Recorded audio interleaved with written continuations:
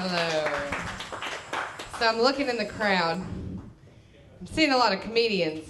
So I'm figuring this is a circle jerk, right? I mean, that's what we're doing. I mean, I didn't like bring any toys or anything, but I figure I could probably get myself worked up pretty quick. That's what we're doing. So there's a phrase that I've heard in the course of my job several times, which I find incredibly troubling. And if you don't know, I'm a therapist here in Northeast Arkansas. And over the years, I've heard this phrase uttered to me by women a few different times. Maybe not exactly this way, but the sentiment is all the same. And what I've heard them say is, nobody really plans their babies, do they? So wait, let's think about that for a second. So I've seen some of these said women plan spaghetti-strapped tank top hot pants outfits, but they didn't plan their children.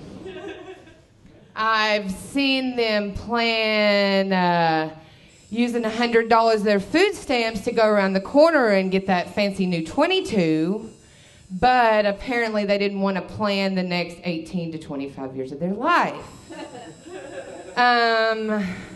I've seen them plan and save for weeks to throw Bubba and the crew in the back of the truck and head to the monster truck rally, but apparently they didn't know how to plan their own families.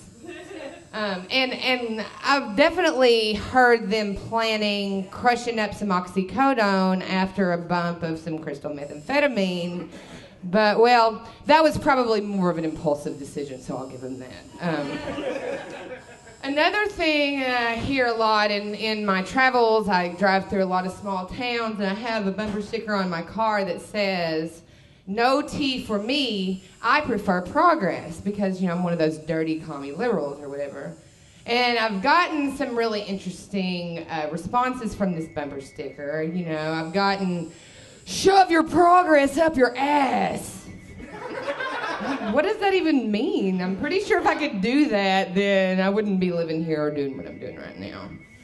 Of course, I've gotten, you know, "Obama's a socialist," or I had one real kind of cute little college Republican looking dude in his like short sleeve Oxford and bow tie try to argue with me about, you know, conservative values, but all I was thinking was, this guy's so uptight it makes me just want to grab a strap on because I think that he would like it then. Yeah, Cody! But the most interesting conversation I had with someone about this bumper sticker was this guy that he was your typical redneck, your conservative Christian, and he just ranted about the Tea Party's full of great people and it's a local movement where we want to decrease the taxes and blah, blah, blah. So as a good liberal and a good ranter, I go on a tear, man. I'm just like, your platform, your people are from corporate America, you know, all your politicians, they support ultra-conservative, non-libertarian causes, and all the money comes from America's prosperity, it's funded by the Koch brothers, and, well, you get it. And then I get the most beautiful statement. Remember, this is a conservative, and I know that this is a political rant, and probably y'all are getting tired of it, but listen to what he says. He says, "Well, I don't care who's paying for it as long as it's supporting me and my values." Are you serious? Are you fucking kidding me? You don't care who's paying for it as long as it supports your values. Yes, I understand that that's not like a rip-roaring laugh, but when you go home and you think about how fucking insane that statement is, and you realize that that is what our state is full of. We are surrounded by goddamn morons. All right, let's change course a little bit. Y'all can make fun of me. Maybe I'll actually make you laugh a little bit. I have heard this compliment given to me on a number of occasions, and I've heard people say to me, "Allison, you are a handsome woman." Yep. Thanks.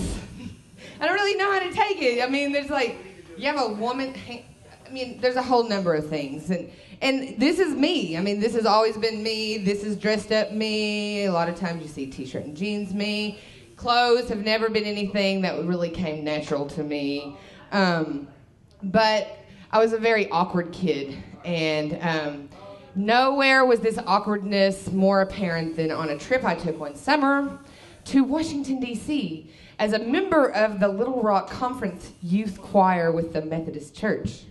Sounds like a rousing bunch of cool kids, doesn't it? Some Arkansas Methodists wanting to take their summer and sing for Jesus, right? So, I'm old, so I was in high school when Clinton was the president, and so we got to go to the White House and sing for President and Mrs. Clinton. This was really awesome. This huge group of 60 of the most awkward white teenagers that you have ever seen in a period of American fashion, which was probably the most awkward ever on record. I mean, what we're talking about is kids with polo shirts tucked into pleated khaki shorts. They made us all wear these really awesome day-glow green visors so they could see us everywhere in the airport. This is what we wore to the White House to sing for people as they're touring around. Now, remember I told you I was an awkward teenager, right? So, I tripped no less than 3 times while in the White House as a member of this choir, spilled a whole glass of water down me, managed to drop all of my music under the risers while we're singing. But the most proud, awkward moment that I had was as we actually went to sing for President and Mrs. Clinton, our last song. I'm standing there, didn't even need my music, things were going really well. All of a sudden, open mouth sneeze everywhere. I'm on the top riser of 60 people in the middle. I just see it go everywhere. Everywhere. And I managed to sort of catch it just a little bit. And so it sprayed everyone and me at the same time. Immediately following this song, we all got in a line to shake hands with President and Mrs. Clinton. So you're looking at someone else that shared bodily fluids with the President of the United States. Yes. All right. I'm going to leave you with one more thing. I was a pretty good student in school, and so most of my self-confidence came from my grades. You know, people were telling me on a fairly regular basis how my life was going by these numbers that they were showing me. Well, my adult life has not served me quite so well in the numbers that I receive, like my money, my credit score. None of that stuff is really adding up for me. So what I thought I was going to do, and I'm just going to read it because I'm going to forget it if I don't, is I came up with a list of adult grades. And let me tell you, these are some low-impact, high-results grades that I think are going to make you feel pretty good about yourself, all right? So, and what we're talking about is, you know, year to year, we want to compare averages, right? So how many times this year did you not have your kid in the ER? I did pretty good with that one. Did I keep her from finding the sex toys this year? Score. I even managed to keep her away from the sex too.